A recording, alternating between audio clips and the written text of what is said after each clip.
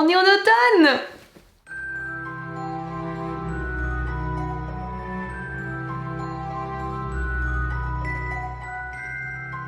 Bonjour tout le monde et bienvenue sur la chaîne La Boquinade. Aujourd'hui je vous retrouve pour vous faire ma pile à lire pour la saison de cet automne. Donc j'ai à côté de moi, alors je ne sais pas si vous allez le voir, on voit un petit bout, c'est mon petit chariot où j'ai installé ma pile à lire pour cette saison. Alors on est pas mal sur le thème royauté, trahison, on a un petit peu de galaxie et encore je ne sais même plus de quoi parle le résumé.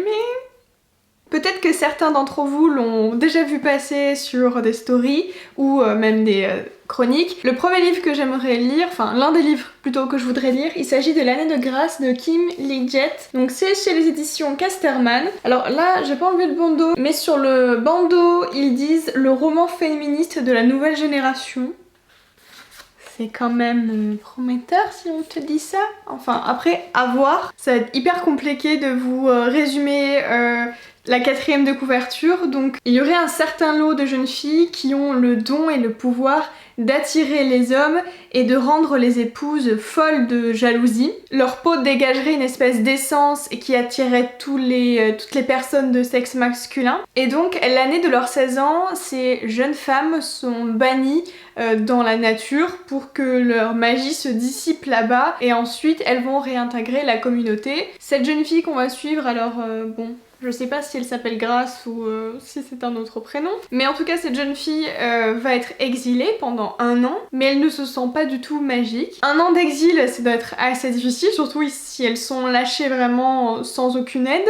Donc je suppose qu'elles vont revenir en ayant quelques séquelles ou des traumatismes ou une certaine rage envers cette communauté, c'est ce que je suppose. Ils ont fait attention vraiment à nous faire une belle promotion pour ce livre-là. Alors j'espère que je vais autant apprécier que tout le travail qu'ils ont fourni pour promouvoir ce roman-là. Ensuite, un autre livre, et Anaïs, si tu passes par là, tu vas me taper sur les doigts, puisque en fait je devais lire avec Anaïs Rôle de Hélène Goodlett aux éditions Bayard. Donc je n'avais pas pu le lire parce que j'étais en plein déménagement, mais j'ai toujours très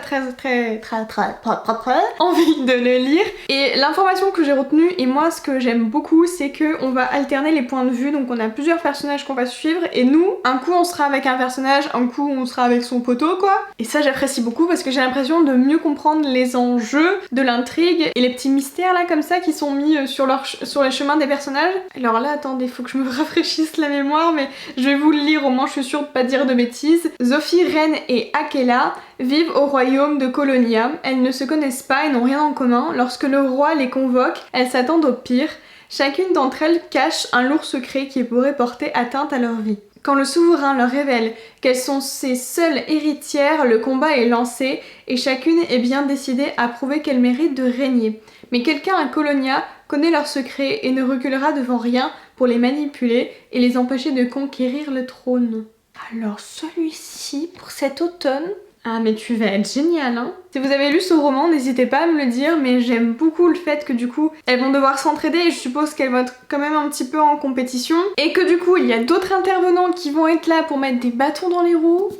J'espère qu'il y aura pas mal d'action. Ensuite, il s'agit de Donne-moi ton cœur, le tome 2 de Sarah Wolf aux éditions Pocket Jeunesse. Dans ce roman-là, on suit Zera qui est une jeune fille qui n'a plus ses parents, qui ont été assassinés par une bande de bandits. Elle va être récupérée par une sorcière qui va la prendre sous son aile. Alors je sais plus si c'est une sorcière, une enchanteresse ou quelque chose de ce style-là. En tout cas, elle la prend avec elle et elle va la former en quelque sorte afin de faire d'elle son esclave. Donc elle va lui arracher le cœur et elle va pouvoir contrôler sa vie. Elle va lui lancer un marché ou une mission ou un contrat où elle va devoir arracher le cœur de l'héritier et en échange la sorcière lui rendra son cœur. Elle va donc se rapprocher de l'héritier, lui dire salut. Alors je te dis pas pourquoi je suis là, mais je te veux du mal, tu vois. On va faire la rencontre donc de l'héritier, de ce royaume et de ces mécanismes, de ces personnes qui vivent sans cœur. Et moi j'avais pas mal aimé, alors c'était pas un coup de cœur, mais j'avais quand même pas mal apprécié. Il y avait quelques lenteurs si je me souviens bien dans le premier tome, mais j'espère que dans le second tome, par rapport à l'héritier, alors comment il s'appelle déjà ? Julien? Non, Lucien. J'espère que pour le personnage de Lucien, il sera un petit peu plus développé parce que j'avais cette tendance à être un petit peu frustrée qu'il n'y ait pas assez de chapitres ou de paragraphes vraiment consacrés à ce qu'il pense et à ce qu'il compte faire et à son passé, etc. Alors j'espère que dans le tome 2, ce sera différent. Alors je sais pas si c'est une duologie par contre, je ne sais pas. En tout cas, je n'ai pas lu d'autres livres de Sarah Wolf, mais celui-ci est sympa. On continue avec For That Queens de Astrid Scholt aux éditions Casterman. Pour ce livre-ci, on a Kerali qui est une voleuse, une des voleuses des 4 rois au royaume, et là, elle va vouloir un petit peu se challenger entre guillemets. Elle va vouloir prendre un certain objet et en touchant l'objet qu'elle souhaite dérober, elle va voir la mort des 4 reines. Et de cette information-là, elle va essayer de créer comme une sorte de chantage pour obtenir ce qu'elle veut. Donc elle a touché l'objet dérobé, mais elle ne l'a pas volé. Elle va devoir le prendre à son propriétaire.